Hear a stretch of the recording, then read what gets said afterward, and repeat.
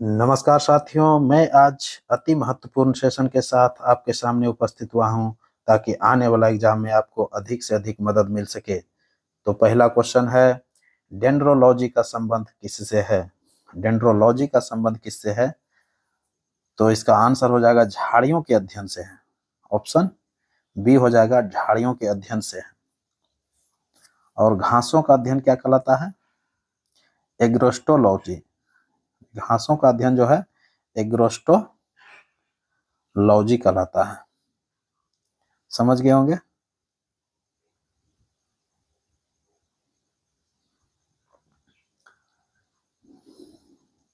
अब next question देख लेते हैं। हमारे मुंह के पार्श्व भाग में स्थित टॉन्सिल का मुख्य कार्य क्या है? हमारे मुंह के पार्श्व भाग में स्थित टॉन्सिल का मुख्य कार्य क्या है? तो टॉन्सिल का जो होता है मुख्य कार्य, वो रोगाणुओं को क्या करता है? नष्ट करता है, विनाश करता है। तो ऑप्शन सी हो जाएगा, रोगाणुओं का नष्ट करता है, विनाश करता है। तो क्लियर हो गया। नेक्स्ट क्वेश्चन, अब तक कितने लोग निर्विरोध उपराष्ट्रपति चुने गए हैं? देखिए, उपराष्ट्रपति का चर्चा कर लिया है। अब तक कितने लोग निर्विरोध उपराष्ट्रपति चुने गए हैं? तो 3 लोग जो है, ऑप्शन सी हो जाएगा, 3 लोग अब तक निर्विरोध उपराष्ट्रपति चुने गए हैं। तो वो 3 लोग कौन कौन है? पहला है डॉक्टर एस राधाकृष्णन, जो कि पहली बार निर्विरोध चुना गया था, और ये दो बार लगातार जो है उपराष्ट्रपति बना रहा। दूसरा व्यक्ति था डॉक्टर मोहम्मद हिदायतुल्लाह, मोहम्मद हिदायतुल्लाह। और तीसरा व्यक्ति था डॉक्टर शंकर दयाल शर्मा। ये 3 व्यक्ति जो उपराष्ट्रपति हुए, निर्विरोध चुने गए थे। उपराष्ट्रपति का पद जो है, ये अमेरिका के संविधान से लिया गया है। उपराष्ट्रपति का पद जो है अमेरिका के संविधान से भारतीय संविधान में लाया गया है। और राज्यसभा का सभापति के रूप में उपराष्ट्रपति को वेतन मिलता है। उपराष्ट्रपति को जो वेतन भत्ता मिलता है, ये उपराष्ट्रपति के लिए नहीं मिलता है, राज्यसभा के सभापति के रूप में इसको जो है वेतन भत्ता मिलता है। और कितना मिलता है? अभी तो 4 लाख है। अभी कितना है? 4 लाख है। क्लियर। तो सर्वाधिक समय तक अवधि तक जो उपराष्ट्रपति रहा, सर्वाधिक समय तक अवधि तक उपराष्ट्रपति रहा हामिद अंसारी, जबकि सबसे कम समय तक उपराष्ट्रपति पद पर जो रहा वो बीबी गिरी रहा। कौन रहा? बीबी गिरी। ध्यान में रखिएगा। नेक्स्ट क्वेश्चन, किस अनुच्छेद के अनुसार, कहता है कि किस अनुच्छेद के अनुसार राष्ट्रपति की मृत्यु पद से हट जाने पर उसके जगह उपराष्ट्रपति कार्य करेगा? देखिए, कहता है कि वह कौन सा अनुच्छेद है भारतीय संविधान में? कहता है राष्ट्रपति की मृत्यु जब हो जाता है और पद से हट जाता है, तो उसके जगह पर उपराष्ट्रपति काम करता है। उसके जगह पर कौन काम करेगा? उपराष्ट्रपति काम करेगा। तो किस अनुच्छेद के तहत? ये अनुच्छेद 65, क्या है? अनुच्छेद 65 के तहत जो है ना उपराष्ट्रपति कार्य करेगा। क्लियर। ऑप्शन ए हो गया। नेक्स्ट क्वेश्चन, किस एकमात्र उपराष्ट्रपति की मृत्यु पद पर आसीन रहते हुए हुई थी? देखिए, कहता है कि किस एकमात्र उपराष्ट्रपति की मृत्यु जो हो गया था, पद पर आसीन रहते हुए हो गया था। तो पद पर आसीन रहते हुए किसका हो गया था? कृष्णकांत का हुआ था। किसका हुआ था? कृष्णकांत का हो गया था। ऑप्शन बी हो जाएगा। और उपराष्ट्रपति का जो कार्यकाल होता है वो 5 साल के लिए होता है। भारत में सभी का कार्यकाल 5 साल के लिए ही होता है। जैसे प्रधानमंत्री हो गया, राष्ट्रपति हो गया, उपराष्ट्रपति हो गया, राज्यपाल हो गया, राज्यपाल को नहीं, मुख्यमंत्री बोलिए, मुख्यमंत्री हो गया। क्योंकि राज्यपाल तो होता है जब तक राष्ट्रपति उसको चाहेगा तब तक बना रहेगा। तो ये सब जो है जो कि इंपॉर्टेंट सब है। क्लियर। उपराष्ट्रपति का वर्णन जो है अनुच्छेद 63 में है। अनुच्छेद कितना में है? अनुच्छेद 63 में है। क्लियर। नेक्स्ट क्वेश्चन, महाभारत का पुराना नाम क्या है? बहुत इंपॉर्टेंट क्वेश्चन। महाभारत का पुराना नाम है जय संहिता, ऑप्शन ए हो जाएगा जय संहिता। महाभारत विश्व का सबसे बड़ा महाकाव्य है। महाभारत जो है विश्व का सबसे बड़ा महाकाव्य है, ध्यान में रखिएगा। क्लियर। नेक्स्ट क्वेश्चन, कौन सा व्यक्ति उपराष्ट्रपति बनने से पहले सोवियत संघ के राजदूत थे? देखिए सोवियत संघ के, यहाँ संघ छूट गया है, सोवियत संघ के क्या थे? राजदूत थे। देखिए बहुत ही इंपॉर्टेंट है क्वेश्चन। कहता है कौन सा व्यक्ति उपराष्ट्रपति बनने से पहले सोवियत संघ के क्या थे? राजदूत थे। तो सोवियत संघ के जो राजदूत थे वो कौन व्यक्ति थे? डॉक्टर एस राधाकृष्णन थे, doctor S Radhakrishnan. Clear. Option A हो जाएगा, यहाँ एस होना चाहिए, टेक्निकल टीम एड लिख दिया है, इसको आप लोग एस कर लीजिएगा। क्लियर हो गया होगा। नेक्स्ट क्वेश्चन देख लेते हैं, गोत्र नामक संस्था का जन्म कब हुआ? देखिए गोत्र नामक संस्था का जन्म कब हुआ? तो उत्तर वैदिक काल होता है इसका आंसर, ऑप्शन ए हो जाएगा उत्तर वैदिक काल। उत्तर वैदिक काल में अगर थोड़ा इसका चर्चा करते हैं, उत्तर वैदिक काल में हल को सीरा कहा जाता था। हल को क्या बोलते थे? सीरा बोलते थे। और हल का जो रेखा होता था उसको सीता कहा गया है, उसको क्या कहा गया? सीता। क्लियर।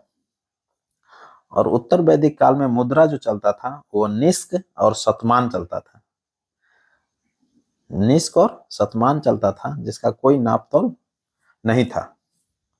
क्लियर।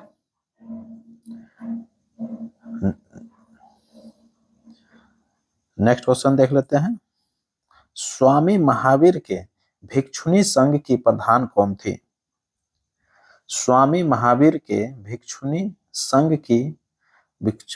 संघ की प्रधान कौन थे? तो भिक्षुणी संघ का जो प्रधान थे वो चंदना थी, ऑप्शन बी हो जाएगा चंदना। और चंपा के बारे में तो जान ही रहे हैं आप लोग कि प्रथम जैन भिक्षुणी थी ये, प्रथम चंपा जो थी ये प्रथम जैन भिक्षुणी थी। क्लियर। ये प्रथम जैन भिक्षुणी थी, याद रखिएगा, बहुत इंपॉर्टेंट है। नेक्स्ट क्वेश्चन, सांस द्वारा लगभग कितना ml मिलीलीटर पानी प्रतिदिन हमारे शरीर से बाहर निकलता है? तो 400 मिलीलीटर जो है हमारे शरीर से प्रतिदिन जो है क्या होता है? पानी निकलता है। क्लियर। नेक्स्ट क्वेश्चन, यूरो किस अंतरराष्ट्रीय समूह की, देखिए यूरो जो है किस अंतरराष्ट्रीय समूह की सामान्य मुद्रा है? ये यूरोपियन यूनियन का है। किसका है? यूरोपियन यूनियन का है। और यूरो जो है, यूरो शब्द का जो उत्पत्ति हुआ था सर्वप्रथम ये 1995 में हुआ था। कब हुआ था? 1995 में 16 दिसंबर को हुआ था।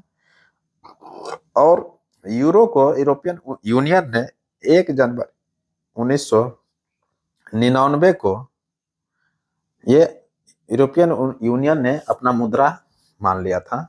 और उस समय से 1 जनवरी 1999 से यूरोपियन यूनियन का मुद्रा क्या है? यूरो है।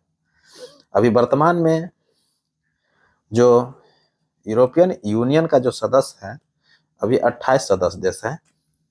अभी कितने हैं? 28 सदस्य देश है। तो समझ में आ गया होगा। और यूरोपियन यूनियन का मुख्यालय कहाँ है? बेल्जियम ब्रुसेल्स में है। कहाँ है? बेल्जियम ब्रुसेल्स में है। और यूरोपियन यूनियन का जो स्थापना हुआ था वो 1993 में हुआ था, ध्यान रखिएगा। कब हुआ था? 1993 में हुआ था। और 1993 और 1995 में क्या हुआ? यूरो शब्द का आधिकारिक रूप से इसको मान्यता दिया गया। और 1999 में यूरो को क्या किया? यूरोपियन यूनियन का मुद्रा मान लिया गया। तो याद हो गया होगा। अभी वर्तमान में 1 यूरो बराबर जो है लगभग यानी कि 89 रुपीज के लगभग में है, 90 रुपीज के लगभग में है। क्लियर। नेक्स्ट ले लेते हैं क्वेश्चन। यूरोपियन यूनियन का 28वां सदस्य देश कौन बन गया है? देखिए, अभी हम बता रहे थे कि यूरोपियन यूनियन का जो स्थापना हुआ था 1993 में हुआ था, और जिसमें 28 सदस्य देश है वर्तमान में। तो कहता है कि 28वां सदस्य जो देश बना वो कौन बना था? तो क्रोएशिया बन गया था। कौन बना था? क्रोएशिया बना था। और 1 जुलाई 2013 को बना था। ये कब बना था? 1 जुलाई 2013 को बना था, याद रखिएगा। क्लियर। नेक्स्ट क्वेश्चन, जैन तीर्थकरों की जीवनी किसमें है? जैन तीर्थकरों की जीवनी किसमें है? तो जैन तीर्थकर का जो जीवनी है वो कल्पसूत्र में है। और कल्पसूत्र के लेखक कौन है? भद्रबाहु है। याद रखिएगा, कल्पसूत्र के लेखक कौन है? भद्रबाहु। बहुत ही इंपॉर्टेंट है, जिसमें जैन तीर्थकरों की जीवनी है। नेक्स्ट क्वेश्चन, महावीर का जन्म कहाँ हुआ था? महावीर का जन्म कहाँ हुआ था? तो कुंडग्राम में हुआ था। ऑप्शन बी हो जाएगा, कुंडग्राम में जन्म हुआ था। क्लियर। और कुंडग्राम कहाँ पड़ता है? ये वैशाली में पड़ता है। 540 बीसी में जन्म हुआ था। कब हुआ था? 540 बीसी में जन्म हुआ था। और मृत्यु कब हुआ था?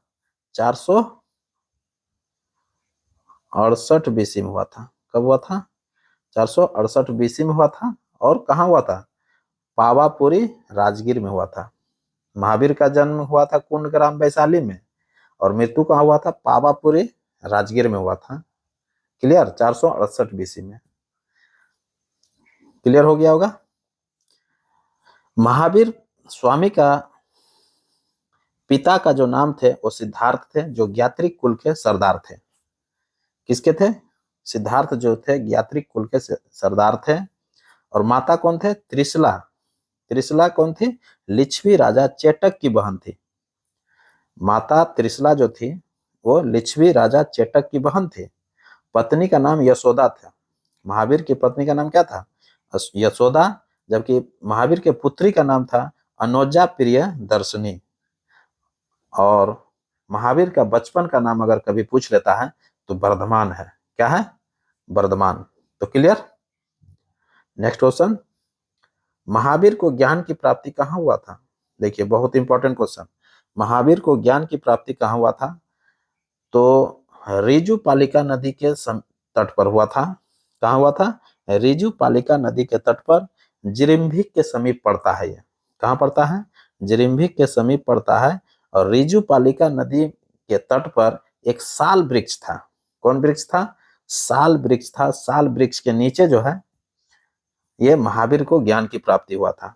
जबकि गौतम बुद्ध को किसके? पीपल के वृक्ष के नीचे ज्ञान की प्राप्ति हुआ था, और वो फल्गु नदी, निरंजना नदी था। ध्यान रखिएगा, गौतम बुद्ध का जो ज्ञान की प्राप्ति हुआ था वो फल्गु निरंजना नदी के तट पर पीपल वृक्ष के नीचे हुआ था। जबकि महावीर का जो ज्ञान की प्राप्ति हुआ रिजु पालिका नदी के तट पर साल वृक्ष के नीचे हुआ था। और ये कहाँ पड़ता है? जिरिम्भिक के समीप पड़ता है। क्लियर। 12 साल की कठिन तपस्या किया था ये महावीर स्वामी। 12 साल की कठिन तपस्या करने के पश्चात मिला था, जबकि गौतम बुद्ध को 6 वर्ष की तपस्या किया था। क्लियर। महावीर स्वामी 30 वर्ष की अवस्था में गृह त्याग किया था, जबकि गौतम बुद्ध 29 वर्ष की अवस्था में गृह त्याग किया था। ध्यान में रखिएगा। महावीर स्वामी बड़े भाई नंदीवर्धन से आज्ञा लेकर के घर से निकले थे, और जैन धर्म के 24वें तीर्थकर एवं अंतिम तीर्थकर हुआ। ये जो महावीर जो स्वामी हुए, जैन धर्म के 24वें एवं अंतिम तीर्थकर हुए थे। बहुत इंपॉर्टेंट है। कभी कभी पूछ लेता है क्वेश्चन कि जैन धर्म के 24वें तीर्थकर कौन है? तो महावीर स्वामी है। कभी कभी अंतिम तीर्थकर पूछ लेता है, तो अंतिम तीर्थकर भी जो है महावीर स्वामी ही होंगे। क्लियर। महावीर के प्रथम अनुयायी उनके दामाद ही हुए, जिनका नाम था जामिल। जामिल कौन थे? अनोजा प्रियदर्शनी के पति थे। क्लियर। नेक्स्ट क्वेश्चन देख लेते हैं। बौद्ध धर्म का प्रथम थेरा। देखिए, बौद्ध धर्म का प्रथम थेरा यानी कि मुख्य उपदेशक कौन हुआ?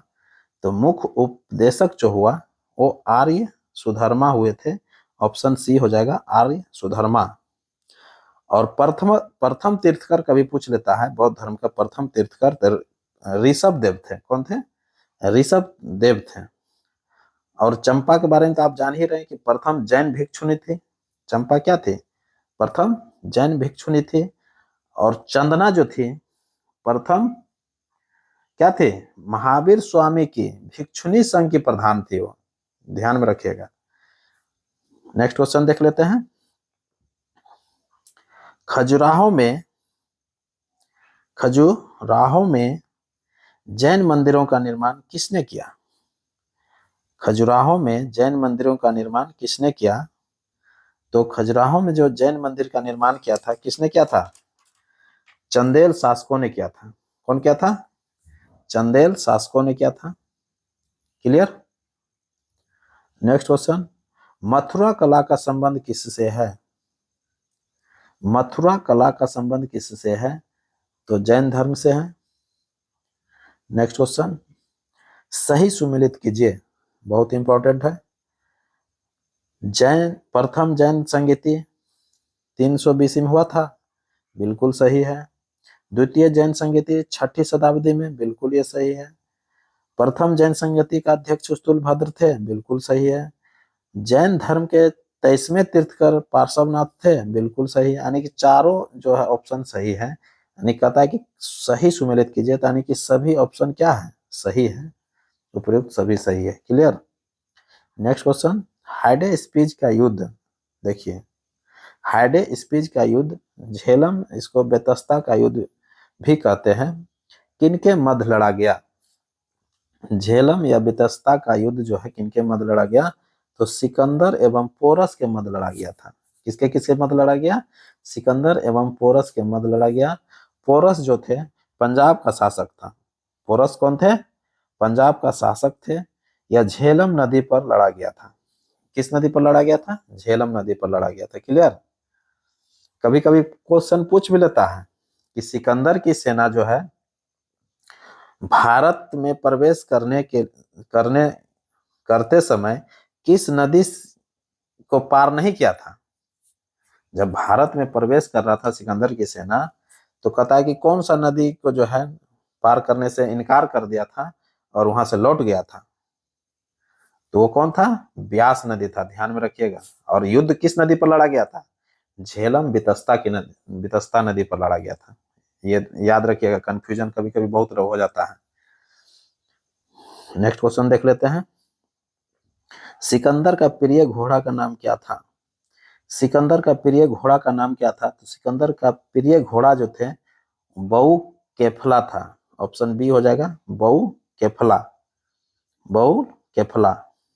कंठक के बारे में चर्चा करते हैं। कंठक जो थे ये गौतम बुद्ध से संबंधित है, बुद्ध के घोड़े थे ये। इनके थे? बुद्ध का घोड़ा था। और चेतक तो जान ही रहे, चेतक महाराणा प्रताप।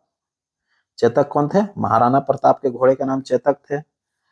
जबकि बादल जो था वो रानी लक्ष्मीबाई के घोड़े का नाम था। अर्थात रानी लक्ष्मीबाई के घोड़े का जो नाम था इसलिए बादल प्रसिद्ध हुए, क्योंकि जिस समय ये युद्ध कर रही थी 1857 की क्रांति में, और उस समय वीरगति को प्राप्त हुआ था, तो उस समय जो थे बादल घोड़ा पर ही सवार थे, इसीलिए बादल जो है सभी घोड़ा में प्रचलित रहा। क्योंकि रानी लक्ष्मीबाई का जो है 3 मुख्य घोड़ा थे। कौन कौन थे? सारंगी थे, पवन थे, और ये बादल थे। सारंगी, पवन, बादल। क्लियर? नेक्स्ट क्वेश्चन, अशोक महान पहले ब्राह्मण धर्म का अनुयायी था। देखिए अशोक महान जो थे पहले ब्राह्मण धर्म का अनुयायी थे। किसका प्रवचन सुनकर सम्राट अशोक ने बौद्ध धर्म को अपना लिया था? कहता किसका प्रवचन सुन करके सम्राट अशोक ने बौद्ध धर्म को अपनाया था? तो निग्रोध जो थे, ऑप्शन बी होगा, निग्रोध के प्रवचन सुनकर बौद्ध धर्म अपना लिए थे। क्लियर? नेक्स्ट क्वेश्चन है, कलिंग युद्ध का वर्णन किसमें मिलता है? कलिंग युद्ध का वर्णन किसमें मिलता है? तो किसमें मिलता है? 13वें शिलालेख में मिलता है। ऑप्शन ए हो जाएगा, 13वें शिलालेख में मिलता है। कलिंग युद्ध कब हुआ था? तो 261 बीसी में हुआ था। कब हुआ था? 261 बीसी में हुआ था। और उस समय जो थी कलिंग की राजधानी तोसली थे। कलिंग की राजधानी क्या था? तोसली था और गद्दी पर बैठने के 8वें वर्ष के बाद जो है 8वें वर्ष बाद आक्रमण किया था इस पर। गद्दी पर जब अशोक बैठे थे तो उस समय से 8वें वर्ष के बाद जो है 8वें वर्ष बाद क्या किए थे, कलिंग पर आक्रमण किए थे। क्लियर। नेक्स्ट क्वेश्चन, अशुद्धि मिलाने से द्रव का क्वथनांक क्या होता है? अशुद्धि मिलाने से द्रव का क्वथनांक बढ़ेगा। क्लियर हो गया, option A. Next question, ONGC की पहली महिला अध्यक्ष कौन है? देखिए बहुत ही इंपॉर्टेंट क्वेश्चन है ये। ओएनजीसी की पहली महिला अध्यक्ष कौन है? जब पहली किसी में आ जाता है तो वो बहुत इंपॉर्टेंट हो जाता है। तो डॉक्टर अलका मित्तल है। कौन बनी है? डॉक्टर अलका मित्तल बनी है। ऑप्शन ए हो जाएगा।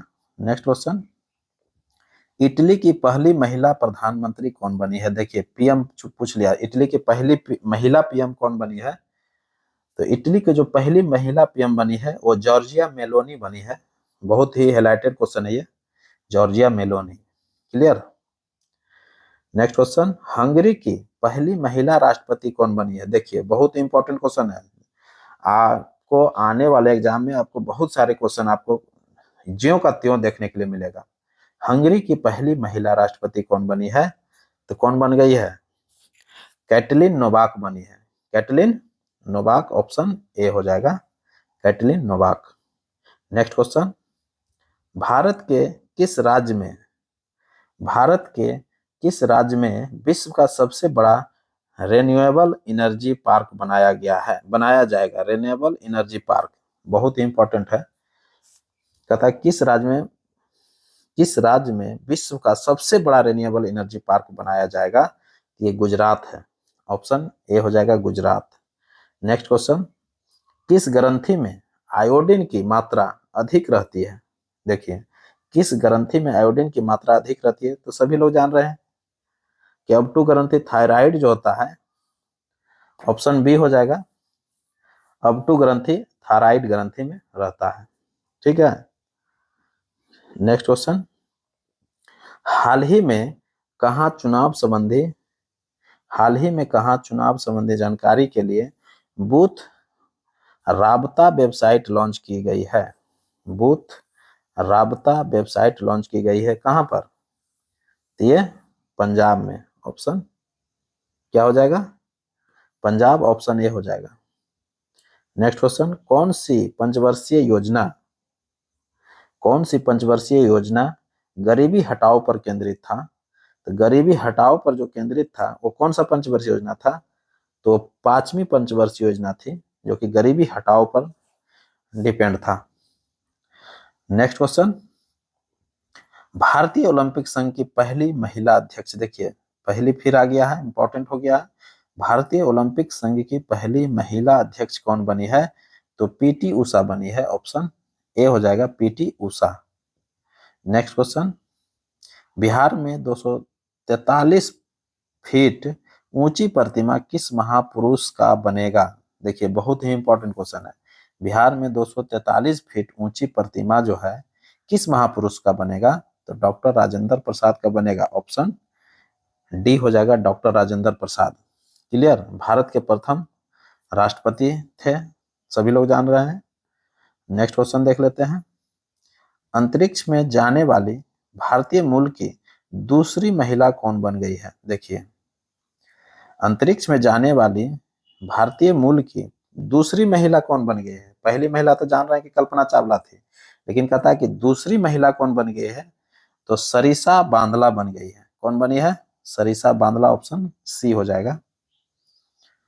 Next question, B R Ambedkar द्वारा 1920 ईस्वी में स्थापित समाचार पत्र, बी आर अम्बेडकर द्वारा 1920 में स्थापित समाचार पत्र का शीर्षक क्या था? 1920 में जो स्थापित किया था तो मुख्य नायक था। कौन था 1920 में स्थापित? मुख्य नायक। क्लियर। नेक्स्ट क्वेश्चन, विश्व में, देखिए बहुत इंपॉर्टेंट क्वेश्चन है, कहता है कि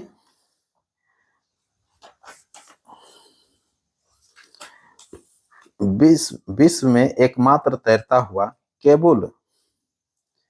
केबुल लामजाओ, केबुल लामजाओ जो है विश्व में एकमात्र तैरता हुआ केबुल लामजाओ नेशनल पार्क कहाँ है?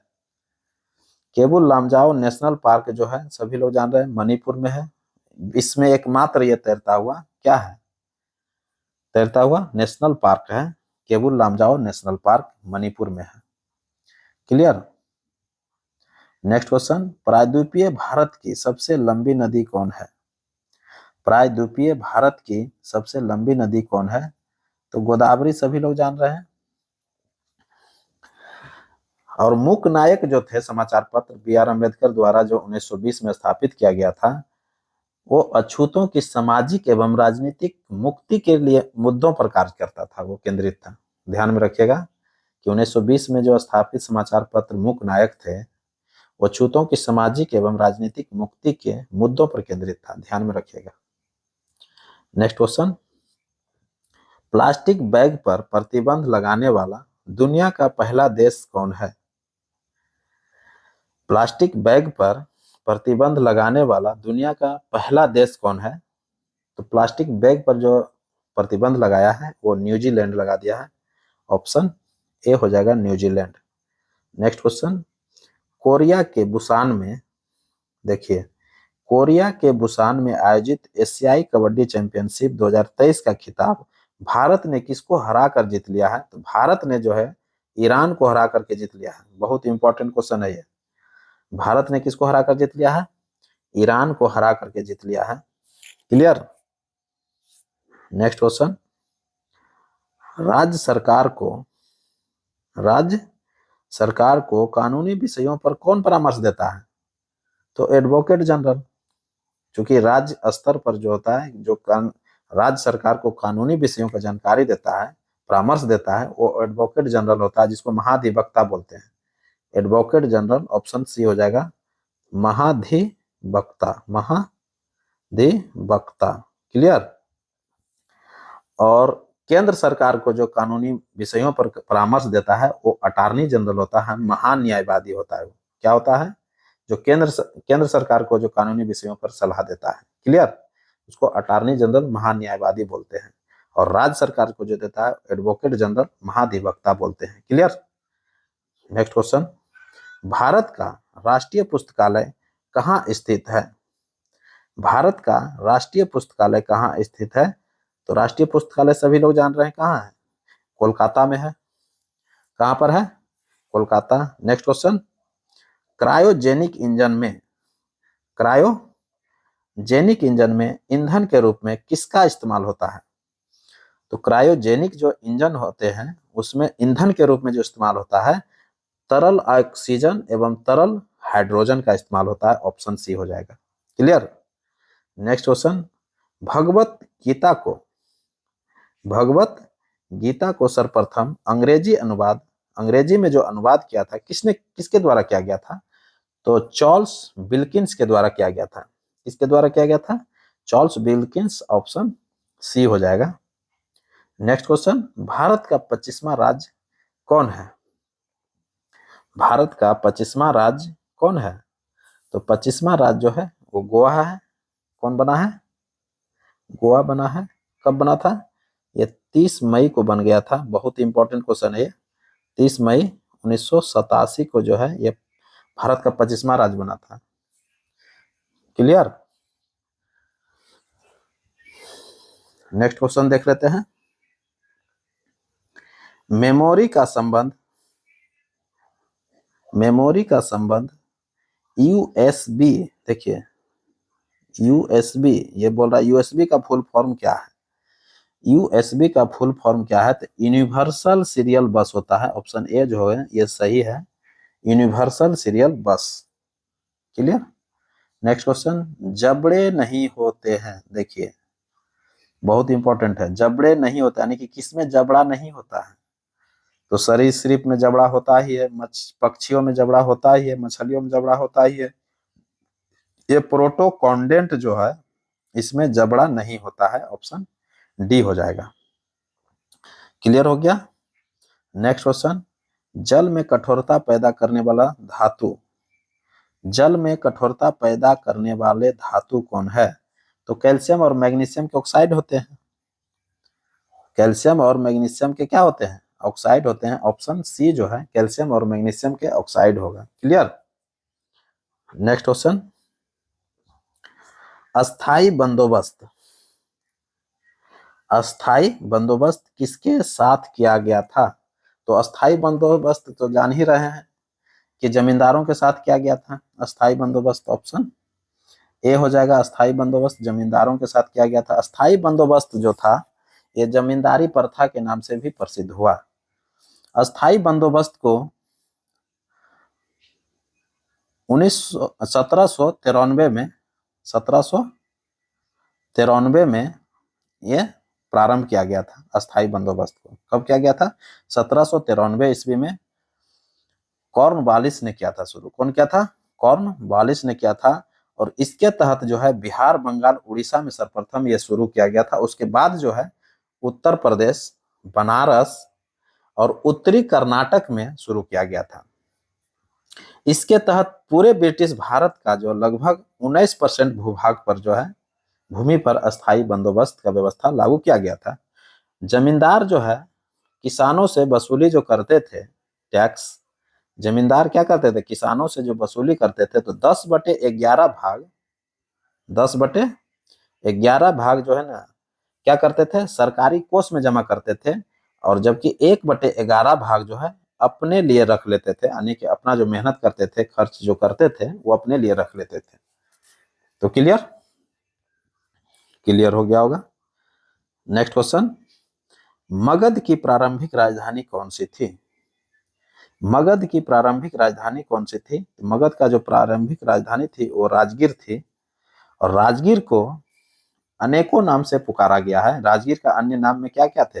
राजगिरी बोलते थे, वसुमती बोलते थे, गिरी ब्रज बोलते थे, कुशाग्रपुर भी बोलते थे। तो इस तरह के राजगीर का जो है नाम अनेक नाम हुए, जैसे राजगिरी, राजगीर, वसुमती, गिरिब्रज, कुशाग्रपुर।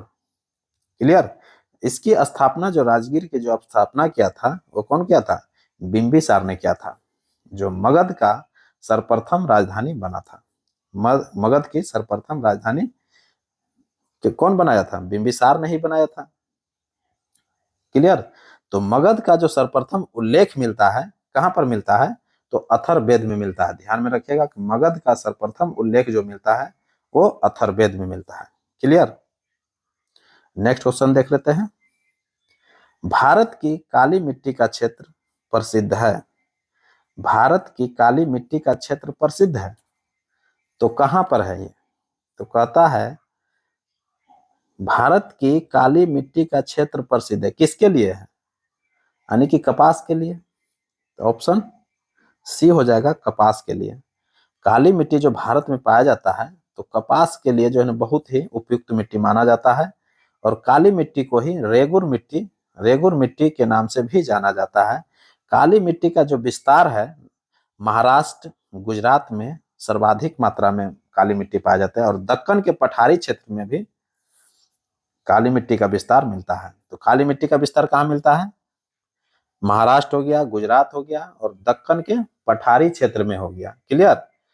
और काली मिट्टी किसके लिए प्रसिद्ध है? कपास के लिए प्रसिद्ध है। क्लियर। कपास की खेती उपयुक्त होता है। काली मिट्टी को रेगुर मिट्टी के नाम से जाना जाता है। तो अब क्लियर हो गया होगा। तो अब हमें इजाजत दीजिए। इसी के साथ मैं पुनः एक नए वीडियो के साथ पुनः आपके सामने उपस्थित होऊंगा। तब तक के लिए पढ़िए, मस्त रहिए। नमस्कार, जय हिंद।